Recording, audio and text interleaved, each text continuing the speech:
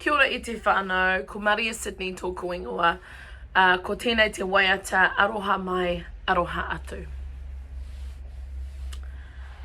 Aroha mai, aroha atu, he whānau ko tahi, tātou me he awhi, nui me he ke hiki a koe.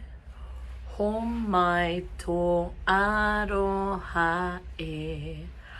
Aroha mai, aroha atu, he whānau ko tahi, tātou me he awhi, nui me he ke hiki a koe.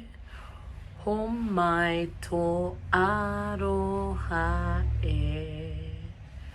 Mauri ora.